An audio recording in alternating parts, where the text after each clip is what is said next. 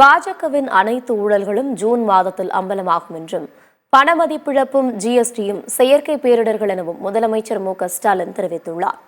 திமுக கூட்டணி வேட்பாளர்களை ஆதரித்து ஈரோடு மாவட்டம் சின்னியம்பாளையம் பொதுக்கூட்டத்தில் பேசிய முதலமைச்சர் மு.க.ஸ்டாலின் உலகளவில் இந்திய ஜனநாயகத்திற்கே அழிக்க முடியாத அவமானத்தை தேர்தல் பத்திர ஊழல் ஏற்படுத்தியிருக்கிறது என்று தெரிவித்தார்.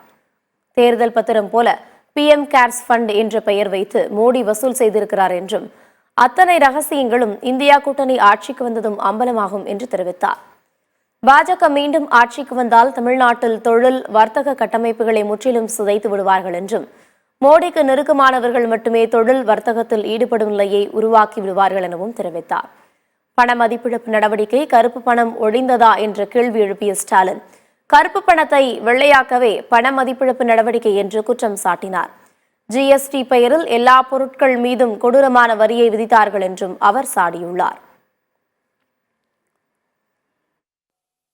பிரதமர் மோடி அவர்களே, நீங்கள் எஜமானவர்கள் அல்ல, மக்கள் தான் உங்களுக்கு எஜமானர்கள். அதை மறந்துடாதீங்க, ஞாபகம் வச்சுக்கோங்க. இன்னமும் மக்கள் கிட்ட நீங்க வாக்கு கேட்டு வரீங்க.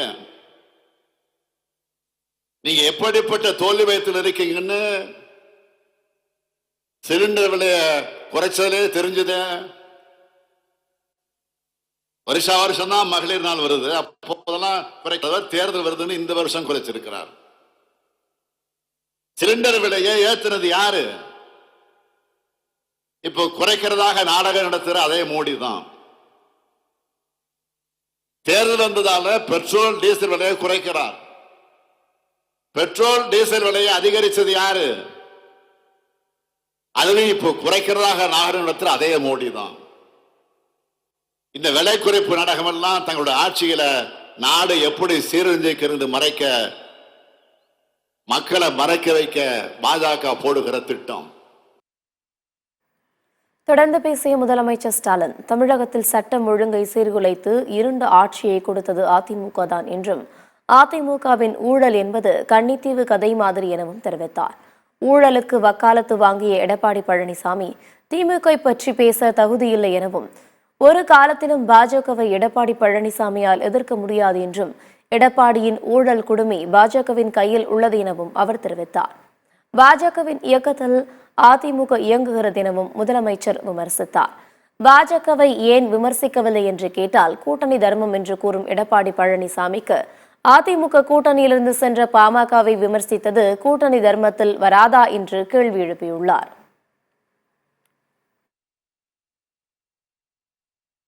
தமிழ்நாட்டுக்கான திட்டங்களை குறை சொல்றாங்க. அது குறைகளாக இருந்தா நிச்சயம் சரி பண்ணலாம். ஆனா தமிழ்நாட்டு மக்களுக்கு நல்லது நடக்குதுங்கிறது வைத்திருச்சல்ல அவதூறு செய்யறாங்க. திமுக திட்டங்களை குறை சொல்றதா நினைச்சுக்கிட்டு பயனடைகிற தமிழ்நாட்டு மக்களையே குறை சொல்றாரு பாதம் தாங்கி பழனிசாமி. அவர் மட்டுமா? பாஜக என்ன சொல்றாங்க? மகளிருக்கு கிடைக்கிற உரிமை தொகையையும் வெள்ள நிவாரண தொகையையும் பிச்சைன்னு கேவலப்படுத்தியும் தமிழ்நாட்டு திட்டங்களுக்கு நிதி தராம முட்டுக்கட்ட போடுற கட்சி பாஜக. திமுக அரசோட சாதனைகளை குறை சொல்ற இந்த அதிமுக பாஜக கள்ள கூட்டணியால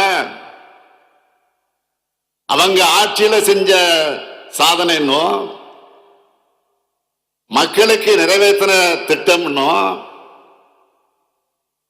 எதையும் சொல்றதுக்கு தகுதி இல்லாம அவதூறு குதிரையில் அரசியல் பயணம் செய்யறாங்க.